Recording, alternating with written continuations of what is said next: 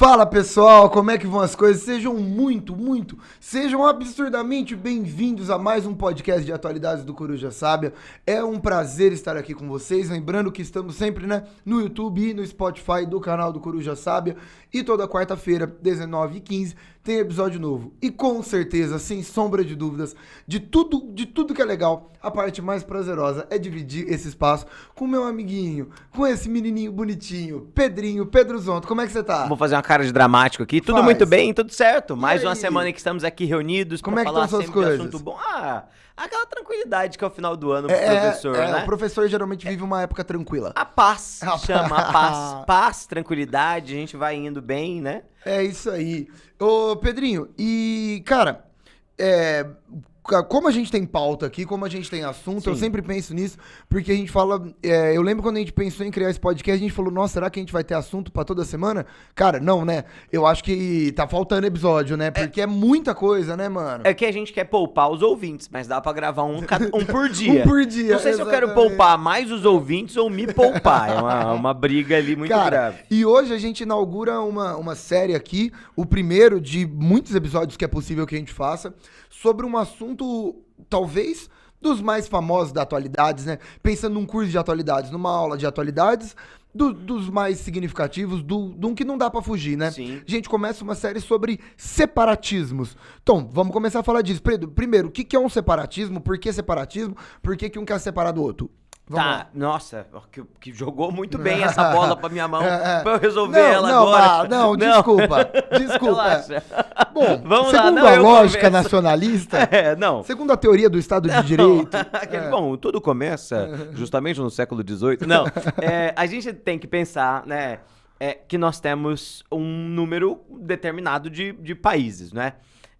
E que nós temos uma ideia que é formada no século XIX, que vai amadurecer no século XIX para o século XX, que é a criação da ideia do Estado-nação, certo? Perfeito. O Estado-nação, quando pensado lá no século XIX para o século XX, ele tá muito... Na verdade, né, tem suas raízes no século XVI, XVII, mas... Né, 14, 15, 16, 17, mas 19, quando isso vai aparecer com mais força, a gente vai ter aquele vínculo, né? Aquela ideia de organizar um Estado com um tipo de governo, com uma população, com uma mesma língua, com uma mesma raiz histórica, com uma mesma identidade étnica. Esses são os elementos fundamentais do que compõem a ideia desse Estado-nação. Só que assim...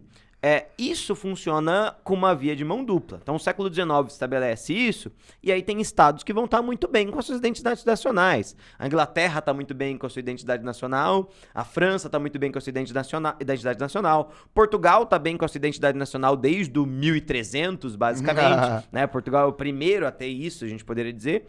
Mas isso não se aplica a todos, principalmente lá no século XIX. Nós temos vários estados em que não batem todos esses elementos. Então, por exemplo, às vezes um estado tem tem uma população que fala um idioma, outra população que fala outro idioma, como é o caso do Canadá. E aí você vai ter uma relação difícil entre um povo e outro, apesar de não ter separatismo lá. Você vai ter povos que têm uma composição étnica mista, apesar da gente falar assim, tal povo é muito parecido. Não, esse povo às vezes tem internamente uma divisão.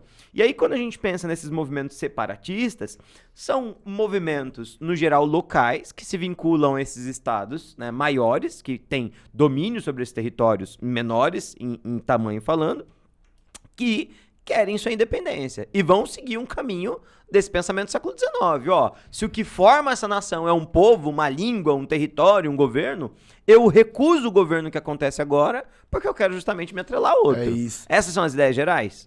Eu acho muito interessante. Pra mim, o termo mais importante assim do século XIX, dessa linha liberal revolucionária do XIX, é aquela ideia de autodeterminação dos povos, né? Maravilhoso. A ideia de que um povo deve se governar. Então, eu tenho um povo, e de novo, esse conceito de nação é um conceito abstrato, né? Sim. O que é um povo? O que é uma nação? E aí você fala da identificação, né, que o Pedro falou, de língua, religião, etnia, cultura, história. E um povo determina que um povo deve ter o seu próprio estado. E aí eu acho que surge a ideia de que, primeiro, um povo não deve ser governado por um estado de outro povo. Surge a ideia de que um povo não deve estar dividido em vários estados. E um povo tem direito de ter o seu próprio estado e se governar. Autodeterminação dos povos. Começa na Europa, mas se espalha pelo mundo, né? No pós-Segunda Guerra Mundial, a gente falou muito ainda da descolonização africana, asiática, né? Tá nessa linha também, né? E aí, qual que é o lance?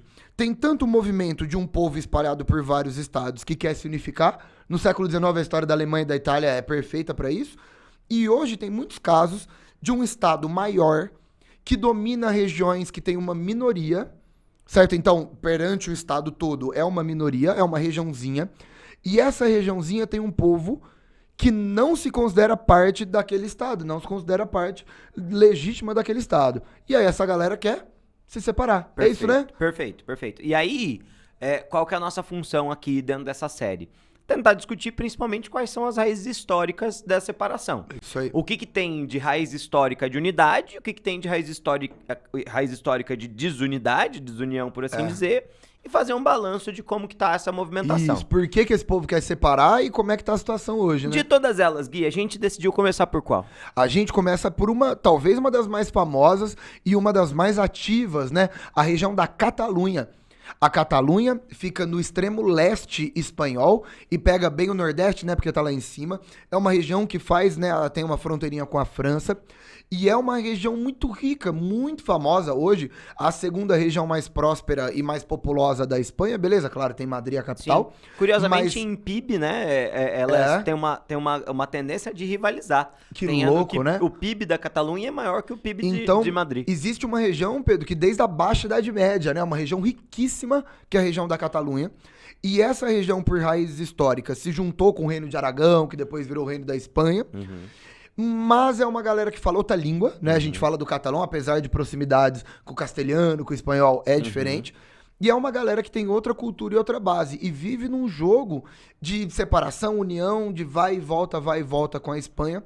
Mas hoje é um dos movimentos separatistas mais ativos que a gente tem. Então a Espanha vive hoje um grandioso movimento separatista, que é o movimento da Catalunha, que tem como principal cidade Barcelona. Perfeito. Então, a gente quer comentar sobre essa história, sobre esse processo que tá forte hoje, tá? É um movimento muito ativo, mas tem uma origem medieval, né, Pedro? Perfeito. Bom, primeiro ponto. O start desse processo na atualidade se deu em 2017, né, Pedro? Foi feito um referendo. Sim. E foi apurado nesse referendo que 90% da população da Catalunha desejava separação. Sim. E a Catalunha foi lá e declarou a independência, né? Perfeito. Só que é claro que a Espanha simplesmente não aceitou, reprimiu, feio o negócio e tá dando um problemão de 2017 até hoje, né? Excelente. É interessante a gente pensar que quando a gente pensa em política, a gente pensa em governo, como nós somos americanos, né? Latino-americanos mais americanos, a gente tem uma tendência a pensar sempre no sistema federativo, né? Em que cada estado tem relativa independência. No caso da Espanha, a gente tem um sistema unitário. Então, o centro das decisões sempre é tomado a partir de Madrid, muito por conta da tendência descentralizadora que existe na política espanhola. Então, mas a Espanha teve absolutismo? a gente vai falar disso logo menos. O Gui vai falar, vocês vão ver que é um pouquinho interessante o que acontece lá na Espanha. Mas não existe um governo local autônomo como é aqui, tá? Então, nós temos lá, em 2017, esse plebiscito. Em 2014, na verdade, eles fizeram um pré-plebiscito, que é, devemos fazer um plebiscito? E 80% das pessoas falou, sim, devemos. E aí teve o plebiscito em 2017 e 90% das pessoas falaram, queremos a nossa independência. E aí é bom que teve um pré-plebiscito, teve um plebiscito, fizeram tudo e a Espanha fala que não, né? A Espanha fala que não. E no momento que a Catalunha declarou sua independência, automaticamente o presidente da Catalunha foi destituído pelo governo da Espanha. Falou assim, não, esse cara aqui não dá, vamos tirar ele aqui, vamos tentar mudar as negociações e tudo mais. Achei democrático. É uma maneira de conseguir silenciar as coisas, né? E isso deixa uma situação muito tensa internamente dentro da Catalunha e principalmente da relação de Barcelona, que é a capital da Catalunha, contra Madrid, que é a capital da Espanha. E isso vai ser um tema que vai se repetir muito ao longo do nosso programa.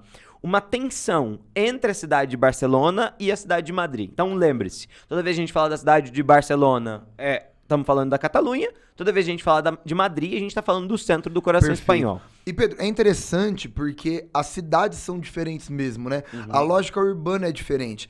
A cidade de Madrid é uma cidade associada ao Antigo Regime, é uma cidade conservadora, com uma população mais conservadora, com uma lógica bem da realeza espanhola. Cara, e Barcelona é pra frente, né? Seja lá o que significa Exato, a gente já chega aí.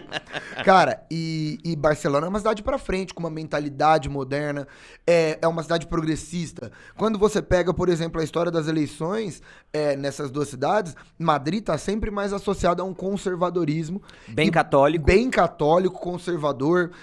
Governos, nenhum problema aqui da gente abraçar isso. Madrid tem uma tendência de muitos governos de uma direita, né? Sim. E Barcelona já tem um governo mais de centro-esquerda, mais associado a uma linha progressista. Se hoje você estuda, por exemplo, a história das minorias dentro da Espanha, você entende que Barcelona é visto como uma cidade muito mais aberta para isso, que você vai ter uma maior segurança, uma maior tolerância, enquanto Madrid carrega mais essa linha. E eu acho que faz sentido a gente usar isso no programa de hoje, né? Sim, porque mostra justamente essas dicotomias, essas divisões. Vamos então fazer o nosso início bloquinho histórico? Vamos lá, fazer um bloquinho histórico e voltar? Bora. Voltar lá pra trás? Voltar. É verdade, então tá bom. Bom, roda a nossa primeira vinhetinha e vamos trocar essa ideia de história então. Pedrinho, essa história da Catalunha e essa história da formação do reino da Espanha, começa quando isso aí? Começa em 711, né? Toda a história do processo de formação da Espanha tem a ver com as invasões ali mouras à tal da Península Ibérica, né? Vamos lembrar, a gente tinha originalmente tudo ali dominado pelo Império Romano, depois o Império Romano entra no seu processo de decadência. Ali na Espanha, a gente vai ter meio que um braço que hora vai ter mais força, hora vai ter menos força. Nós temos o chamado Reino Visigótico dominando a Espanha depois da queda de Roma. É um dos reinos bárbaros, né? Muito famosos.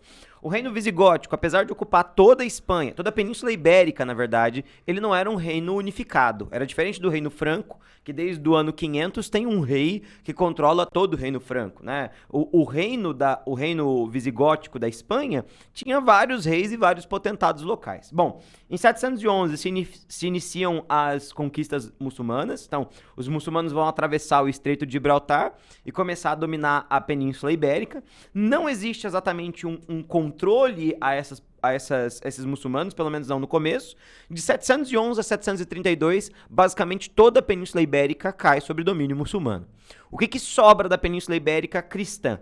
O extremo norte, que é o chamado Reino das Astúrias, e a França, basicamente o Reino Franco, né? A gente tem em 732 a famosa Batalha de Poitiers, que é a batalha do Carlos Martel, que vai iniciar justamente o processo de guerra de reconquista, e isso estimula esse Reino das Astúrias a iniciar o seu processo de conquista também.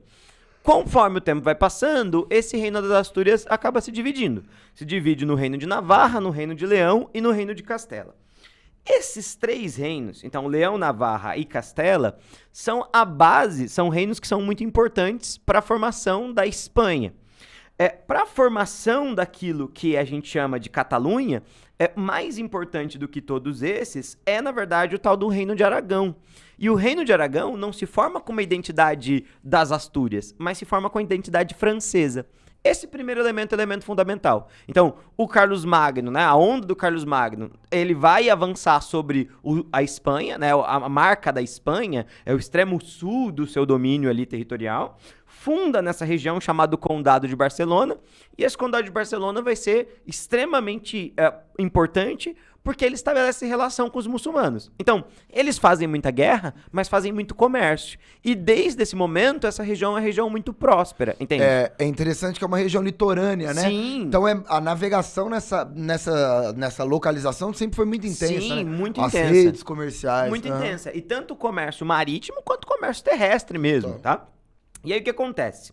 Esse condado de Barcelona, portanto, vai falar um idioma de origem latino, mas misturado com o franco, então é diferente da língua portuguesa, é diferente da língua espanhola, que é uma língua de origem latina, mas com influência da Península Ibérica, então ele é parecido em muitas coisas, mas em outras coisas ele é diferente, porque ele se vincula bastante ao francês. Esse Condado de Barcelona se transforma, conforme o tempo passa, no Reino de Aragão, e o Reino de Aragão acaba se transformando no domínio de praticamente todo o leste da Península Ibérica. Dentro do Reino de Aragão está o Principado da Catalunha, né, que é justamente cuja capital é Barcelona, o Reino de Valência, e isso tudo acaba compondo essa identidade local. E esse reino vai, ora, apoiar a reconquista, por exemplo, do Reino de Leão, do Reino de Castela, ora, vai combater essa galera. E isso é uma coisa interessante da Guerra de Reconquista, né? A Guerra de Reconquista começa lá em 732, mas ela não se encerra até o 1492, né? Aliás, é louco, né? O termo guerra nem faz sentido. Não é uma guerra, não né? é uma guerra contínua. 8 séculos, São guerras. E aí, nesse processo de guerras, tem católicos que se dão melhor e, portanto, eles se aliam e se ajudam. E tem católicos que se dão melhor com os muçulmanos. Cara, sabe? a história da formação portuguesa, né? Só desviando. Sim, sim. É uma história completamente diferente da história espanhola e que demonstra como não existe uma unidade católica ali. E que até, de novo, faz parte do romantismo do século XIX falar da luta dos católicos contra os muçulmanos, os mouros. Mas vale a pena destacar, por exemplo, a gente falou isso em relação ao reino de Aragão, mas isso também acontece com o reino de Portugal. O reino de Portugal, durante a dinastia de Avis, volta e meia se aliava aos muçulmanos contra o reino de Castela, porque às vezes eles são inimigos em comum. Bom, nós chegamos lá no 1460, e aí no 1460, né, 1460, na década de 1460, a gente tem um casamento que marcou a Península Ibérica. O casamento de qual religião casamento do babado, o casamento de que quem foi falou que casamento impressionante, marcante. Casamento dos reis católicos. E nesse casamento dos reis católicos se casam os dois grandes reinos da Península Ibérica, lembrando, Portugal está independente lá no cantinho, só que Portugal sempre foi muito pequena. Une-se o reino de Castela, que originalmente, né, era o reino de Leão, Navarra e Castela, que se transforma só no reino de Castela, mais esse reino que é o reino de Aragão, portanto. A rainha Isabela de Castela se casa com o rei Fernando de Aragão e dessa maneira nasce o reinado de Castela e de Aragão, que nós passamos a chamar de Espanha, mas que até o 1700 não vai ser chamado de Espanha, na verdade. Né? E aí o que vai ser muito curioso? A gente falou pra vocês, olha que a história geral acontecendo na frente do olho de quem tá nos assistindo e do ouvido de quem tá nos escutando. Nossa, eu achei emocionante essa introdução. Ó que brilhante, presta atenção. A gente falou que o reino de Aragão era muito rico, tá certo? Correto. Por conta do comércio mediterrâneo, correto? Correto. Só que o que vai acontecer a partir do 1492? As grandes navegações. E o eixo econômico se desloca de Aragão para onde? Para o reino de Castela. E aí o que vai acontecer com a economia do reino? A economia do reino de Castela passa a ser maior do que a economia do reino de Aragão.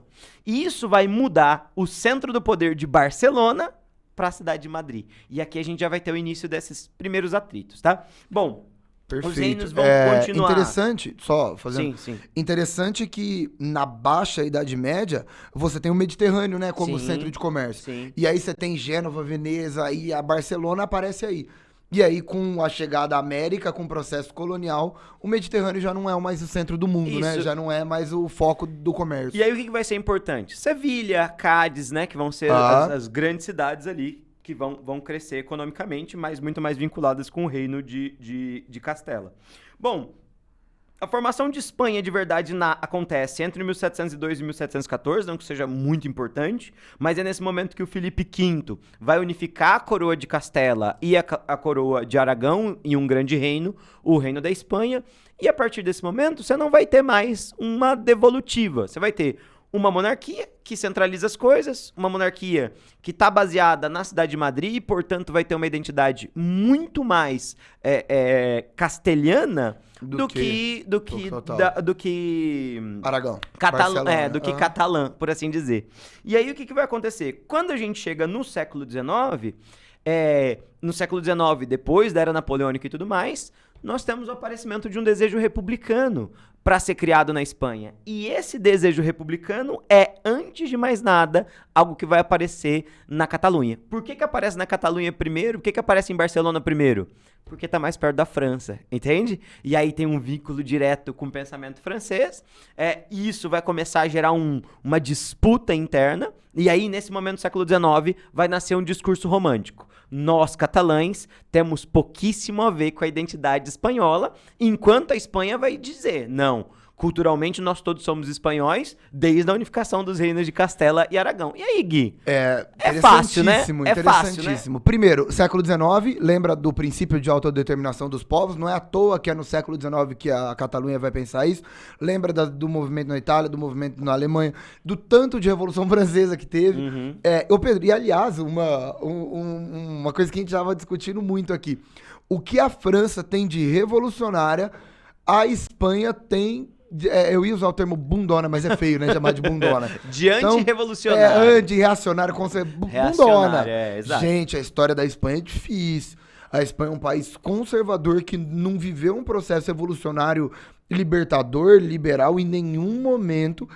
E basicamente os processos da Espanha, os processos políticos, eles são mais continuidades do que ruptura. Eles mantêm tradições conservadoras. E aí, Pedro, eu fico imaginando o tanto que deve ser difícil pro povo catalão, que é um povo muito progressista, com uma linha econômica aberta ao mundo, uma linha bem cosmopolita. Cara, você parte de uma Espanha complicada, né? Uma Espanha que basicamente no século XX inteiro vai flertar com o fascismo. Exato, E aí você pega um lugar mó pra frente progressista e coloca num país fascistão. Isso é uma coisa duro. Interessante, né? Porque a gente já falou bastante aqui sobre fascismo italiano, falamos bastante sobre nazismo alemão, mas a gente explorou muito pouco os outros fascismos europeus. É isso aí. E hoje a gente vai falar bastante sobre o fascismo da Espanha, que é, né, o franquismo, na verdade, que é tão terrível quanto o italiano, se não mais, né? Que ele fica mais embaixo do pano, porque eles não participaram ativamente da Segunda Guerra Mundial, né? Mas, isso aí. Mas, Gui, diga lá. Bom, quer começar quer um outro bloquinho ou a gente segue nesse? Vamos fazer uma passagem então pra gente entrar no século XX? Boa, porque a gente vai entrar no século XX, no período republicano. Perfeito. Então vamos um bloquinho pra fazer essa divisão. Manda ver. Vai. Bom, gente, vamos lá. Primeiro ponto. Entre 1873 e 1874, a Espanha proclamou a República. A primeira República Espanhola é muito interessante, ela dura 1 ano, é uma república de muito sucesso, e logo depois a monarquia é restaurada. E aí, no século XX, a gente vai ter uma monarquia, só que é uma monarquia numa pegada constitucional parlamentar, que vai botar um monte de ditadorzinho no poder. E aí a gente vai ter um monte de problema. Vai ter a ditadura, né? A gente chama de ditadura de Primo de Rivera, que vai de 1923 a 1930. E era o rei Afonso XIII, tá? E aí, Pedro, quando acaba esse período ditatorial, aí que é um primeiro-ministro, né? Um ditador militar, o rei tá com uma imagem muito manchada. Ele fala assim, vou fazer uma campanha democrática. E agora a Espanha vai ser um país democrático. O que ele fez? Convocou eleições abertas, universais, em todas as cidades espanholas para todo mundo escolher, né, o presidente da província autônoma e escolher os seus prefeitos. E ele fez uma eleição zona no país para mostrar que ele é um homem democrático. Saiu do ultraconservadorismo pro ultralibertarismo, assim. E aí ele fez uma super eleição. Resultado, todas as cidades elegeram homens republicanos. Muito bom, muito bom. E aí ele falou assim, gente, então eu acho que eu vou embora. Ele fugiu e a Espanha proclamou uma república. Então a República Espanhola é de 1931. Gente, presta atenção, ele não abdicou. Ele só falou, vou deixar o trono aqui pro meu filho e pros meus netos, que era tudo criança, tudo jovem, e ele vazou. E aí a Espanha proclamou uma república em 1931. Bom, vamos lá. Primeiro ponto. Nasce uma república. O republicanismo espanhol é muito interessante. Em 1931 até poderia dizer que é o melhor período do governo espanhol. É um período que a Espanha entra numa linha progressista, legal. E foi a época que a Catalunha teve a maior autonomia. A liberdade, a gente estava conversando isso agora, né? Você que me falou. A liberdade de uma constituição própria, de um governo bem autônomo, quase que um caminho para uma futura independência mesmo. Então lembra disso, tá na Segunda República Espanhola. Ela vai de 31 a 39. é o auge da liberdade catalã. Eu diria, Gui, mais do que por um sentido pró-independência, poderia ser o sentido da criação de uma federação ou de uma confederação, assim. E que poderia estar tudo bem, né? Porque o desejo de independência, ele cresce quanto mais você o tira. Olha, bonita Não essa. é? Nossa, eu achei bonita essa frase. Isso, cara. Isso, eu achei Obrigado, bonita essa senhor, eu frase. sou um frasista. É o Churchill do século XXI. História eu não sei muito não, mas Não, eu frase... sou ruim, de história eu sou fraco. Bom, gente, voltando, chega aí. O que vai acontecer? Década de 30, tudo lindo, a região da Catalunha recebeu uma grandiosa autonomia e tava dando tudo certo. Só que, Pedro, a década de 1930 no mundo é uma década delicada. Sim. É uma década delicada, porque, gente, eu poderia te falar que grande parte do planeta vê partidos fascistas surgindo e vê o embate, né, entre socialistas e fascistas. Já falamos muito fascismo aqui, do fascismo como uma resposta ao crescimento do movimento socialista e comunista no mundo. Uhum. E o mundo vive guerras civis. Cara, a gente falou, né, o Brasil no governo constitucional do Vargas vai viver isso, com a ANL e a AIB. A China vai viver uma guerra civil do Chiang Kai-shek e do Mao Tse-tung. A Alemanha. A Alemanha, o que vai acontecer na Itália, o movimento do Mussolini é um movimento depois de uma ascensão socialista. E a Espanha vai se enfiar numa guerra civil. Por quê? Porque teve eleição na Espanha e os republicanos socialistas ganharam essas eleições.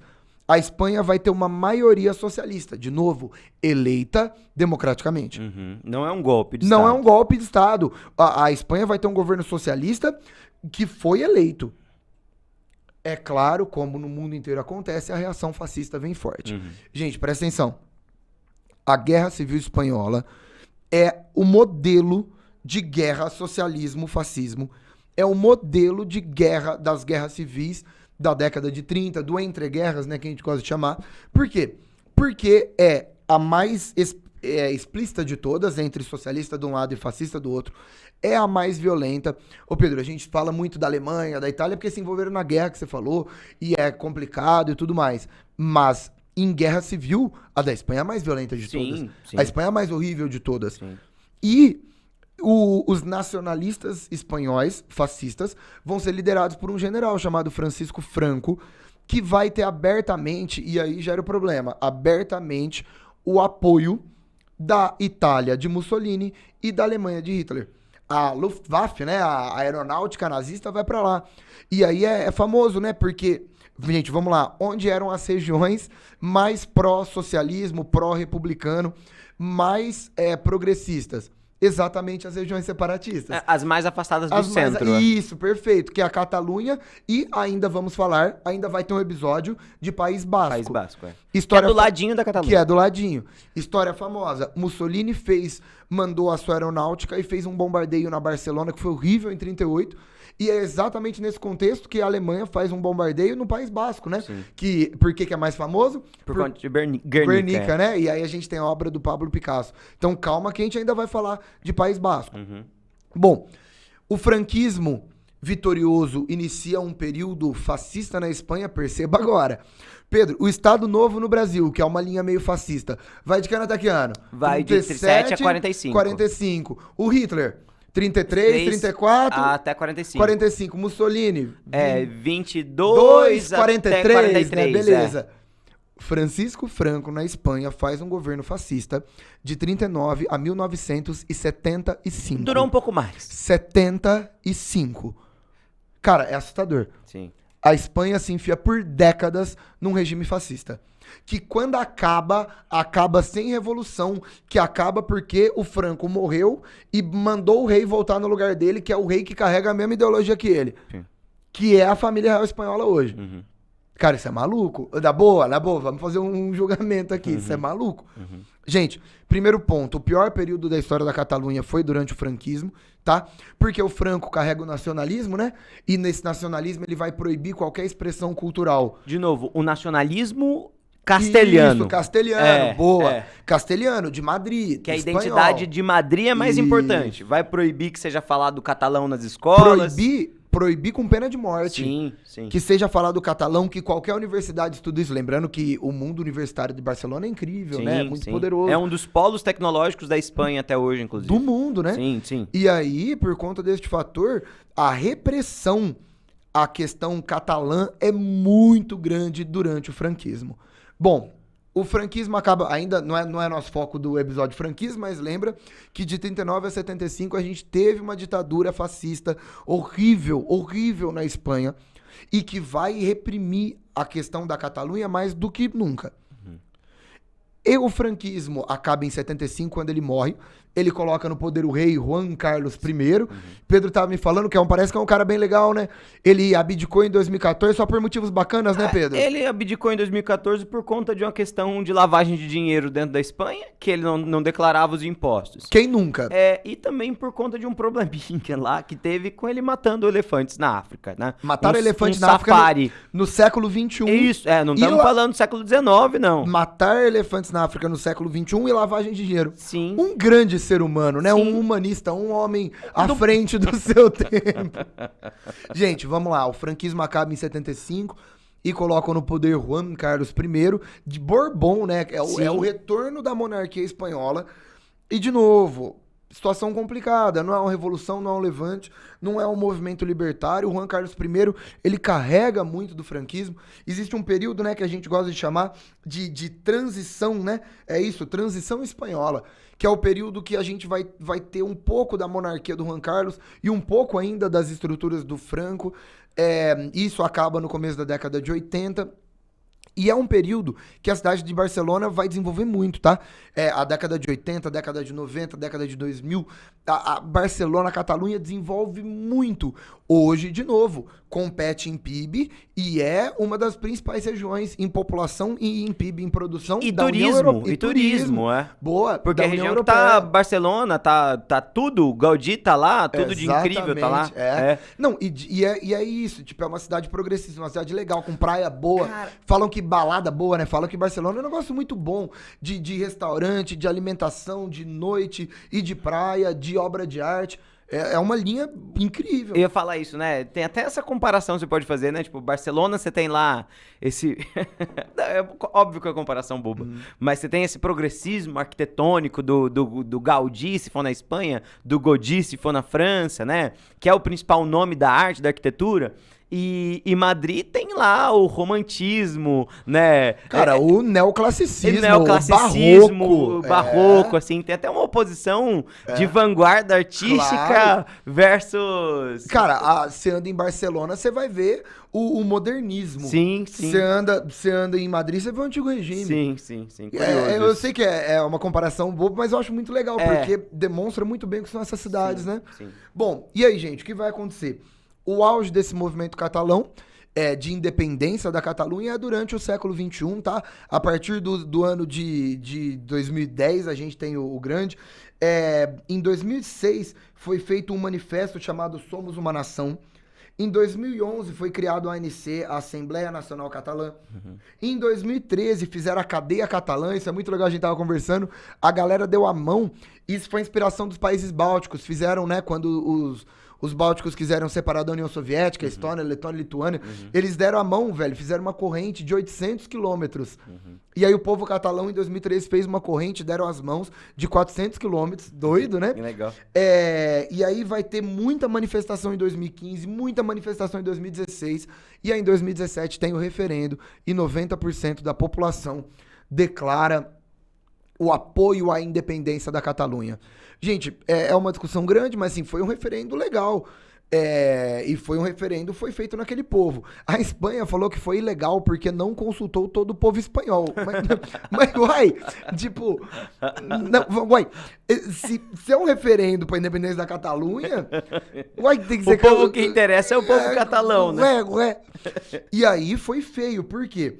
Porque em 2017 a Espanha... Isso é famoso, tá? Vou te contar o número aqui, parece que é específico, mas é famoso. O Senado aprovou o que a gente chama de artigo 155. Esse artigo 155 era um artigo que nunca havia sido proclamado e havia sido aprovado desde o franquismo, que é um artigo que tira a autonomia de uma província e dá direito para o governo central intervir. E aí foi aprovado o artigo 155 na Catalunha, o presidente foi exilado, tá? Que é uma figura muito importante, essa ideia, a gente fala sobre essa linha, que é uma linha muito significativa, eu tenho o nome dele aqui, Carles, eu coloquei o nome porque eu não sei falar, tá? É Carles Puigdemont. Tá. E esse cara, hoje ele tá exilado, ele foi pra Bélgica, depois ele foi pra França, e ele é considerado a maior figura hoje que luta pela independência da Catalunha, já formou um monte de partido. Lembrando que em 2014, o que tava falando, né, o Juan Carlos, ele renuncia e dá espaço pro filho dele, que é o Felipe VI, que tá até hoje. E existe um problema muito sério, porque foi feito um referendo, 90% da população aprovou, e a Espanha foi lá, mano, tirou o presidente, exilou o cara teve que ser exilado pra não ser preso, prendeu a maioria dos ministros pró-separatismo, então isso foi uma medida autoritária, o que aconteceu em 2017 foi autoritário. Ontem, né? Ontem, membro exatamente. da União Europeia. E hoje essa questão continua, né? Ainda tem muita manifestação, ainda tem muito problema. É famosa a história do time de futebol, né? Tem o time da Barcelona, é um dos maiores times do mundo. Sim. E aí os jogadores que são criados na base do Barcelona, esses caras cantam o hino da Catalunha. Esses caras não querem jogar na seleção espanhola. Sim. Porque ele fala, não, eu vou jogar na seleção da Catalunha, por que você tá me convocando? Tem uma tradição da galera do Barcelona, Gui, que é o seguinte, né? O ano em que se formou o reino da Espanha é 1714, depois das guerras, né? Aos 17 minutos e 14 segundos dos jogos, eles cantam o hino da independência de Barcelona. Sempre, assim, é muito legal. Cara, e tanto quando o time de Barcelona explodiu, a família real espanhola começou a investir em time de futebol. Na verdade, desde o Franco isso vem, né? O Real Madrid... O Real Madrid, o Real Sociedade, Sim. porque eles receberam um investimento da família real, porque falaram, o time de Barcelona é melhor que o nosso. E aí começaram a botar dinheiro. Então essa rivalidade Real Madrid-Barcelona tá diretamente associada a essa condição também. Que loucura, é muito legal isso, né? Muito curioso. É a maior rivalidade da Espanha e é um negócio assim, que vai pro mundo todo. Vai pro mundo todo. É muito interessante isso. Ô Gui, tem uma última coisa que eu quero falar, que é justamente essas questões de... O que fortalece hoje a independência de Barcelona? E aí, principalmente a questão econômica, que Barcelona acha injusto pagar impostos ao governo central, porque eles acham que eles fariam melhor, que eles teriam melhor reciprocidade com a autonomia. Além disso, essa autonomia seria republicana, não monarquista. Eles recusam a ideia de uma monarquia justamente por conta dessa carga do franquismo que carrega-se junto da monarquia espanhola. E a ideia da nova identidade do século XX, que é a identidade europeia. Então, a criação dessa grande união, que é a União Europeia, que se identifica não por conta da sua fronteira nacional, mas por ser um bloco multiétnico e multicultural com reciprocidade. Então, esses são os principais argumentos. E os principais argumentos contra o principal argumento, os espanhóis não querem, né? E aí, achei democrático. Mas por que isso é importante? Porque para o reconhecimento de um novo país membro da União Europeia, você precisa da participação de todos. E a Espanha faz parte da União Europeia e muito provavelmente a Espanha jamais endossaria que que Barcelona, né, que na verdade a Catalunha independente, se transformasse em uma parte da União Europeia, enquanto eles, né, ficariam ali do lado, ainda assim, sabe? Uma outra característica importante é que ainda não teve nessa situação, nessa condição, um movimento armado aberto, né? Sim. Mas é um medo que sempre vai ter de terrorismo, de grupos armados, de guerra. Ao mesmo tempo que os movimentos armados criam uma certa retração em algumas partes da sociedade, concordo. né? Como a gente vai falar quando a gente falar sobre a questão do País Basco, né? Perfeito. Que aí é a ideia da briga também romântica. É o herói, é o criminoso, né? Uma disputa curiosíssima. Loucura, né?